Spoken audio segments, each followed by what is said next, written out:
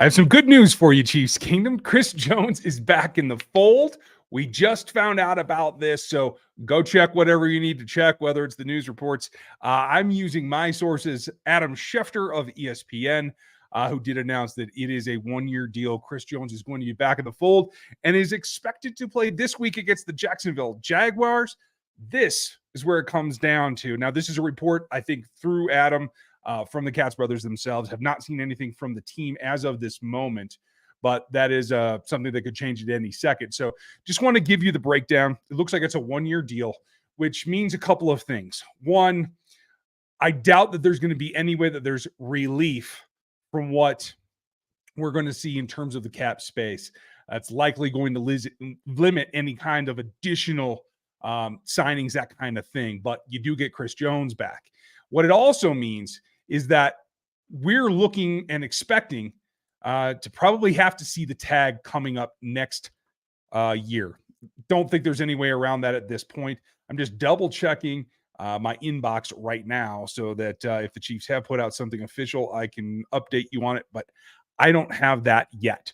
So what does that mean breaking it down? Tag's probably coming. 1 year doesn't get you very far.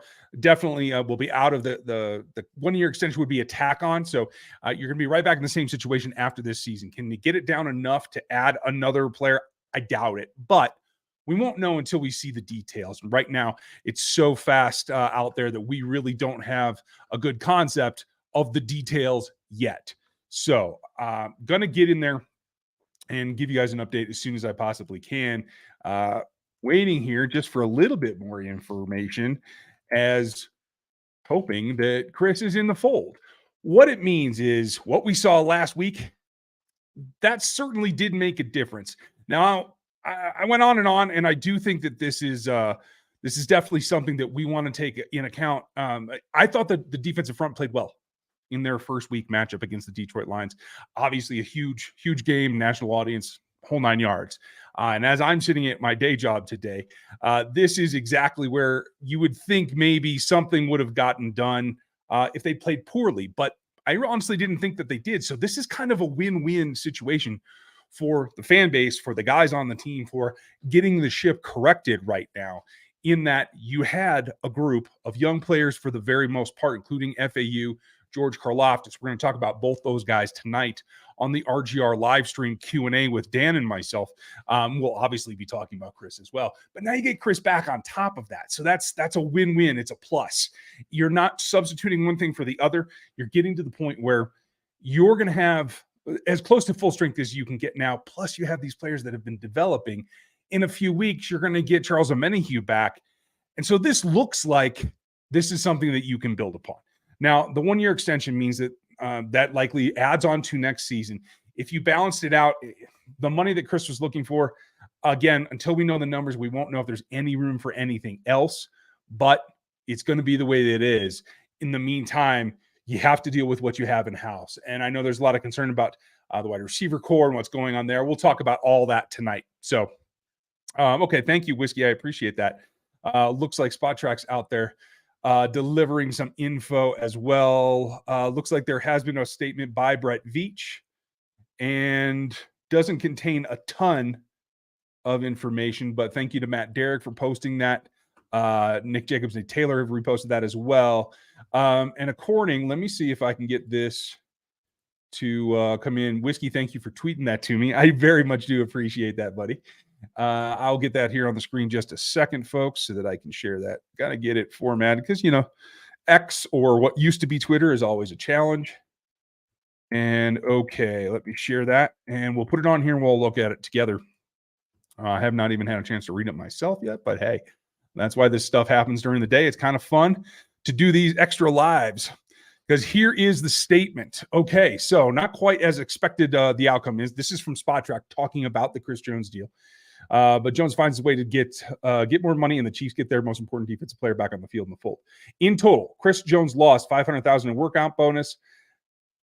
This says a $98,000 fine for missing training camp, plus $1 million plus in fines for the loss of training camp.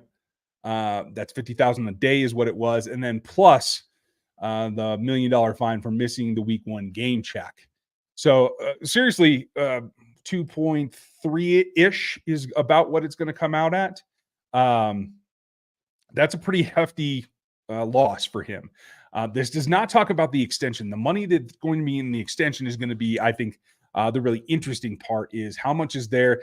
Is that something that is then a stepping stone to a longer contract? When we know those numbers, we'll have a better idea. I'm hoping that that information comes out here later this afternoon.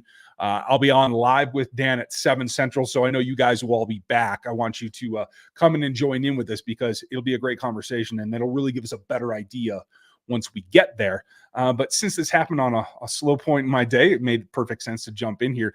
I do have a couple of questions I'll answer. Thank you, Knicks fan, for supporting us. Try to give you the goods when we can give it to you, my friend. So we very much appreciate you as always. You know that. Jacob, could this be a preparation for a CJ trade? I mean, certainly could. A guy on no second year is not somebody you're going to get trade for. I mean, not with anything without a preconceived notion of what that contract's going to be down the line for the receiving team. Does this make this a little bit more palatable? Possibly, because that extension gives that other team breathing room. I think their goal is to get to the Super Bowl with Chris Jones this season. I don't think it's a goal to trade him off now just because they got a 1-year done. So I'm going to hold my breath for that. If I get counter information, I will let you guys know immediately, of course. But I do think that it does make it more of a possibility, at least in the realm of having something already kind of figured out. I just don't think that you're going to get value here, especially given how long and how much angst this has taken up. I do think a lot of teams around the league, though they'd be interested in Chris as the player, are going to be a little bit scared off as Chris and the Katz brothers in terms of like their demands. And they don't want to find themselves in a situation having made a trade for Chris Jones to be right back in the situation the Chiefs have been in for the last 6 weeks. So I do think there's probably a factor there that may preclude that from being, a healthy trade market for Chris Jones. We'll find out when that happens. Yes, Whiskey, I've had that thumbnail ready to go for quite a while. I've also had the opposite one, where there will be no deal. He's going to play out this contract. And so, yeah, I've been a little bit prepared, pal. I try to do that whenever I can. So I'm just going to grab any other questions I can answer about this with what little we know now, you guys. And I appreciate everybody jumping in here. Ton FLDB, thank you for being back here. Tag and trade, FLDB says. It is a possibility next season. The tag, I think, is very much the direction that we're going in currently. So he's most likely traded next year. Yeah, next year, if there was going to be a trade, I do think it is. I don't think it's before the trade deadline this season. I do think there is a Super Bowl run in Chris Jones in Kansas City in our future right now in the immediate. So I'm really pumped about that. And I think, again, I can't stress enough how much this helps right now with the younger group because they held their own against a decent offensive line last week, despite not having Chris and despite not having Charles. I think you put that together, you grow from that, you come together as a group, the front improves, you get a bump, not just from Chris's play, which we have to be careful about. And we'll talk about this at length tonight. For those of you who don't know us, hit the sub right now, become part of Rogue Nation. We are live every Monday night at 7 p.m. Central to answer your questions. You guys run that show. We just provide the answers. So I hope that you'll be here. But that's the question is, what will it look like? And you get that progression about who and when and where, but it all comes together. And if there is a trade in the future, I do think it is in the offseason. At least that's the way it feels right now. The numbers may change my opinion. I do reserve the right. You guys know that. So I'm not going to have to go too far. But Thundarius was asking, I hope you're feeling well, Thundarius. So it continues this season or adds next season. It is an extension. So this one was already on the contract. So it is an additional year that will even out the money. And that's how the only way they could get it under the salary cap. He had to make a concession, I'm sure. And I think the Chiefs probably did too. So we're going to see what those numbers look like in terms of getting anything else done. It is going to come down to what those numbers are in terms of leaving cap dollars out there. Chiefs needed to get some just to have room to operate for injuries, for additional players, let alone trying to do what, $3 or $4 million deal for Carlos Dunlap. That could be in the cards. I don't know if there's enough room in there yet. So we'll definitely find out. Hopefully we have more information before we kick off tonight with Dan and me. Hit that thumbs up. Thank you, Sean. Appreciate you. That very much helps. And I try to be Johnny on the spot when I can, and I am glad that I was able to do it today. So thank you guys for being here. Just checking. Brian, it is an extension. It's a 1-year extension, I believe. That's the way that it has been termed to me. Unless I'm not reading my own screen, and this says it's still 1 year left on the deal with the Chiefs. No new years were added to the contract, but received multiple incentives to earn considerably more money this season. Okay, so let's scratch that. Turn around. I didn't read my own screen. That was an additional tweet. So according to this, that would be the opposite in that there's almost no way there's going to be any space. They would have had to try to create a little bit of space by getting him to take that base down. And thank you for pointing this out, Brian. I'm very sorry I missed that, you guys. So flip what I said before. Definitely going to bring the cap down so they have a little bit of operating room. I don't think that's going to leave much for any signing again. But what this is saying is that if this is the way that it's laid out, that despite losing that money, the 1.83 here that we see for the missing week 1 check, that comes off of the cap number as well. That leaves a little bit of room. And if you're shifting from base salary to incentives, whether they're likely to be earned or not likely to be earned, they don't count against the cap right now. So it gives you that clearance that they were looking for. How much, we won't know until we see the actual numbers. And I'm just double checking here. Make sure you guys are probably more on top of it than I am, because I'm not on social media. If it hadn't been for one notification, I probably wouldn't have gotten it there. So, and thank you, Javante. Nice to see you. And Brian, again, so regular FT is hard, maybe non-exclusive franchise. Yeah, it could be. You would hope that they could get something done. The general hope is this would buy you time to actually meet in the middle and get somewhere. That would be my hope. So, again, I appreciate you guys sticking with me there, as I needed to actually pay attention to what I should have been reading in the first place. So I don't know if you can call it an L, Cody.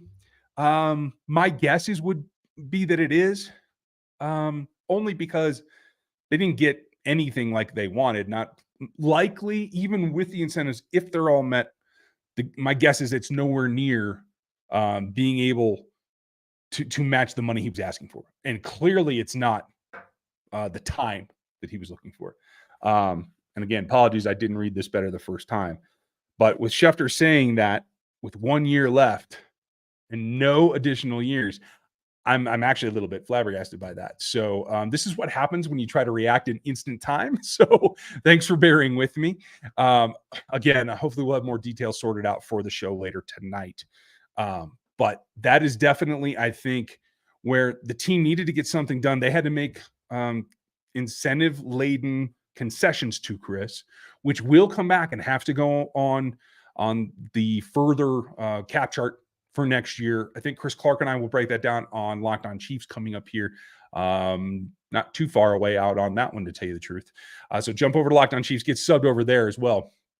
But what that does in rolling the incentive, I'm sure he's digging into right now. But the no deals, the no added years on this deal, that's the part that's making me question a little bit about who got what, where, and when. So Cody, for now, I would say, while I reserve my opinion for later tonight, I'm going to say probably the Chiefs just didn't have the room to do it, whether you call that a loss or not. Chris and the Katz brothers didn't get what they want. And honestly, the Chiefs didn't get it either, because they'd like to have him under contract for quite a bit. That's it. Last comments. Just want to see if I missed anything else, since you guys are better at reading than I am right now. Yes. Robert had a question. Yeah, that is gonna be the question, Robert the Bruce. Freedom. And thank you for pointing that out, Javante. So everybody meet back. We'll do our research, find out whatever details we can find out, and we'll be back with you live tonight, 7 p.m. Central. So like, sub. If you don't know me yet, I'm Ryan. This is my channel. Go sub to it. We'll talk to you guys tonight, and everybody else, have a good end of your day. Talk to you in a little bit.